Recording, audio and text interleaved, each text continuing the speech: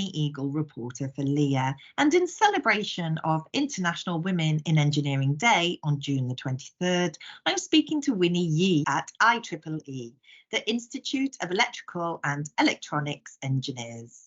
Hi Winnie, tell us, what is IEEE? It's an international organization dedicated to advancing innovation and technological excellence for the benefit of humanity. It is the world's largest technical professional society. And how did you come to be involved in the association? I've been volunteering for IEEE Women in Engineering for 13 years. And this year, 2024, I was the chair-elect for the IEEE Women in Engineering. We call it WE, the committee chair-elect. And then starting 2025 and 2026, I will be assuming the chair position for the IEEE Women in Engineering. So IEEE Women in Engineering was formally established in 1997, which is 27 years ago. It is a specific committee within the IEEE organization. It is a global network of IEEE members and volunteers dedicated to promoting women scientists and women engineers and inspiring girls around the world to follow their academic interests in a career in engineering and science. How many members do you have at present?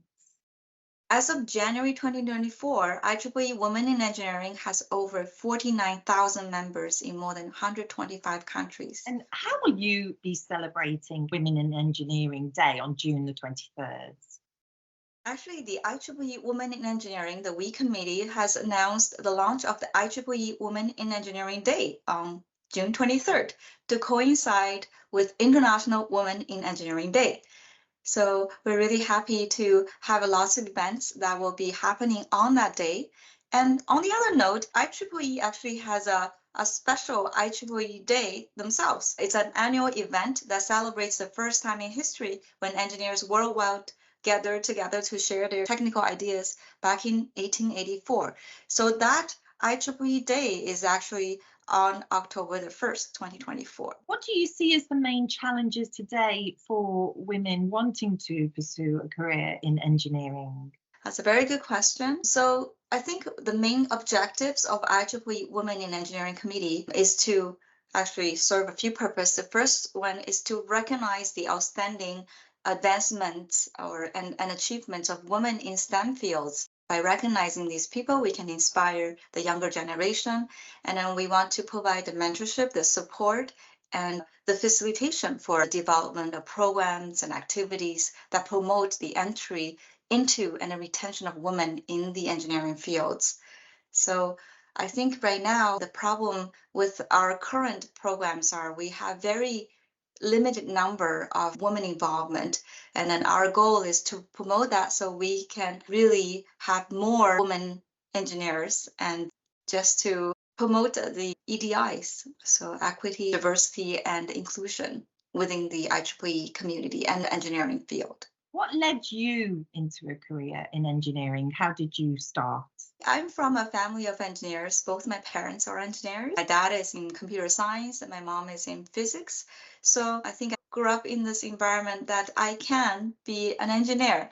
And when I was younger, I was good at math. So, my parents would say, if you're good at math, you're good at doing engineering. So that's how I got involved into engineering. And what words of wisdom would you give to somebody who is interested in pursuing this career? My advice is that never give up. You have to persevere, because when we pursue a career in research, right, you have no end goal. You have an end goal, but you don't really know how to provide the solutions. So my entire career is to search for that solution that solve a problem.